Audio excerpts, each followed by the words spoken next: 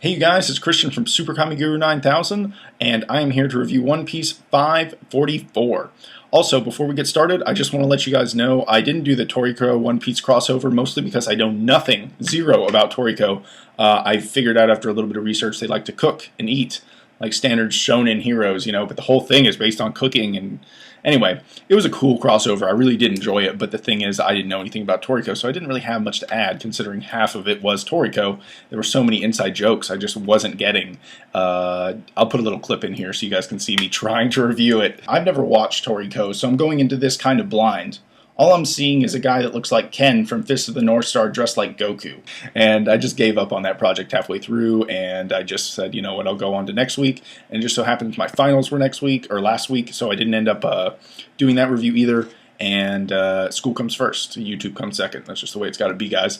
But let's review this episode, 544.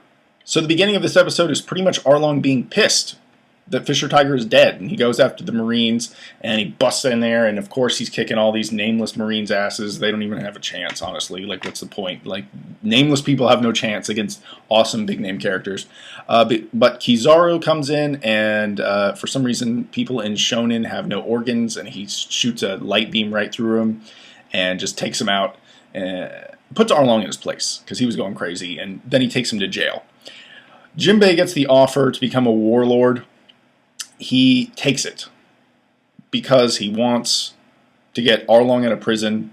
I think he thinks that he'll get more time around humans. They'll learn about fishmen, and he wants to help the cause.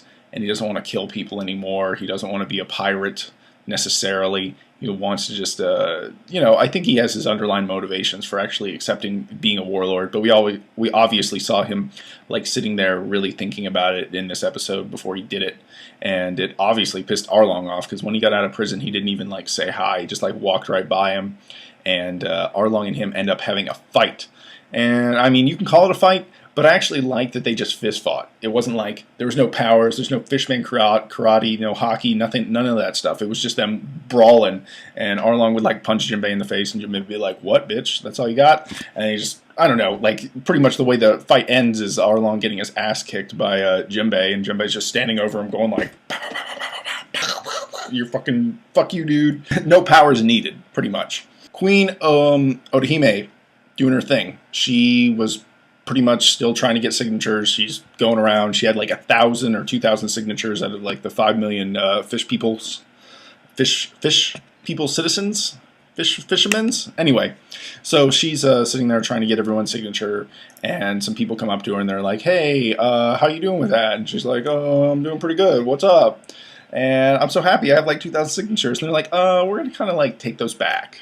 And she's like, "Fuck it." We like cut to her, and she's like, "Ugh." Takes another shot. It's like, "Fishman rights, woo!" Ends up getting on the intercom and telling everyone, "Look, you guys, we gotta like stick together here. We gotta get out of this stupid bubble under the sea.